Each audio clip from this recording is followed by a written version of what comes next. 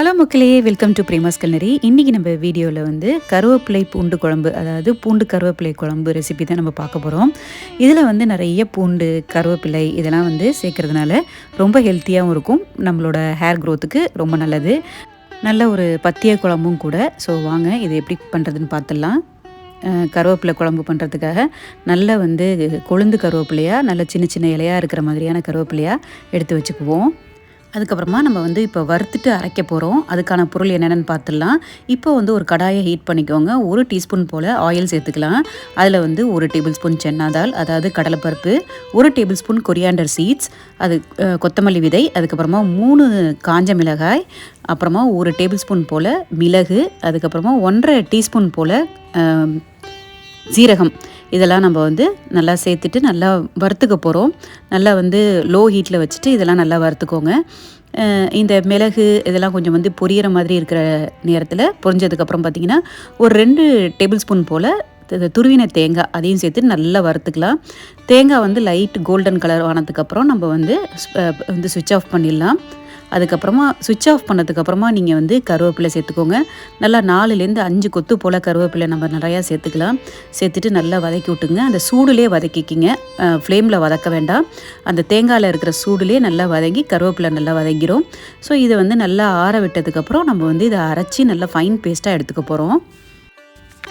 நல்லா ஆறுனதுக்கப்புறம் ஒரு மிக்ஸி ஜாரில் சேர்த்துருங்க. அது நல்ல ஒரு 1/2 கப்பு போல் தண்ணி சேர்த்து நல்லா ஃபைன் பேஸ்ட்டாக அரைச்சி எடுத்துக்கலாம். இந்த மாதிரி இப்போ வந்து ஒரு கடாயை ஹீட் பண்ணிக்கிங்க. அதுக்கப்புறமா அதில் நல்ல ஒரு 2லேருந்து 3 டேபிள் ஸ்பூன் போல் நல்லெண்ணெய் சேர்த்துக்கலாம்.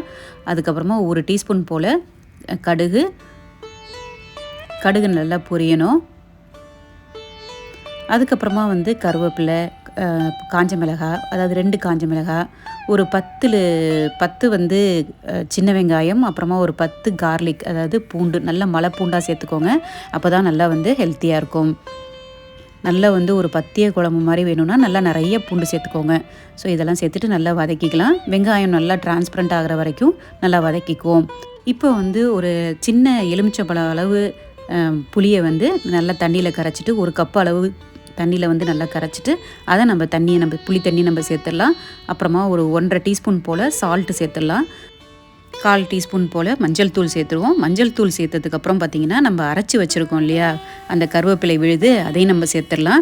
மஞ்சள் தூள் சேர்த்திங்கன்னா இந்த கருவேப்பிலை வந்து கருவேப்பிலை குழம்பு வந்து நல்லா வந்து ஒரு லைட் க்ரீன் கலரில் நமக்கு நிறையா நல்லா சூப்பராக கிடைக்கும். அதனால் மஞ்சள் தூள் சேர்த்துக்கோங்க. அதுக்கப்புறமா நம்ம அரைச்சி வச்சுருக்க கருவேப்பிலை விழுதை நல்லா சேர்த்துட்டு நம்ம வந்து நல்ல ஒரு மீடியம் ஃப்ளேமில் வச்சுக்கிட்டு நல்லா மூடி போட்டு ஒரு 10லேருந்து 15 நிமிஷம் வரைக்கும் நல்லா கொதிக்க விடணும். அப்போ தான் வந்து அந்த பச்சை வாடையெல்லாம் போய் உங்களுக்கு வந்து நல்ல வந்து ஃப்ளேவர்ஃபுல்லான ஒரு கருவேப்பிலை குழம்பு நமக்கு கிடைக்கும். இப்போ பார்த்திங்கன்னா நல்ல பூண்டு வெங்காயம் எல்லாமே நல்லா வதங்கி அந்த ஃப்ளேவர்லாம் வந்து குழம்புல வந்து நல்லா இறங்கியிருக்கும். குழம்பு வந்து கொதித்து நல்ல திக்காகவும் ஆகிருக்கும். ஸோ இது நமக்கு வந்து சூப்பராக வந்து ஒரு பூண்டு கருவேப்பிலை குழம்பு ரெடி. ஸோ நம்ம வந்து இதை வந்து நல்ல சுட சுட சாதத்தில் நல்லெண்ணெய்யோ இல்லை நெய்யோ ஊற்றி நம்ம சாப்பிட்லாம்.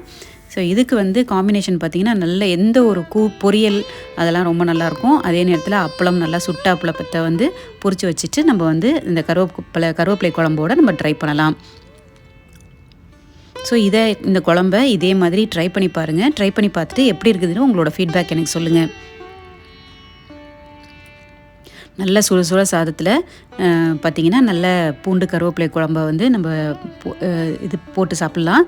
அதே நேரத்தில் வந்து நல்ல வந்து ஒரு பொரியல் அந்த மாதிரி வச்சு சாப்பிடும்போது ரொம்ப நல்லாயிருக்கும். ஸோ ட்ரை பண்ணி பாருங்கள். ஹோப் உங்களுக்கு இந்த ரெசிபி பிடிச்சிருக்குன்னு நினைக்கிறேன். உங்களுக்கு இந்த ரெசிபி பிடிச்சிருந்ததுன்னா லைக் பண்ணுங்கள், ஷேர் பண்ணுங்கள், கமெண்ட் பண்ணுங்கள், சேனல் சப்ஸ்கிரைப் பண்ணுங்கள், அப்புறம் இன்ஸ்டாகிராமில் ஃபாலோ பண்ணுங்கள். இன்னும் நிறைய இன்ட்ரெஸ்டிங்கான ரெசிபிஸோடு உங்களை நான் சந்திக்கிறேன். Until then bye from Premalatha Aravindan. By.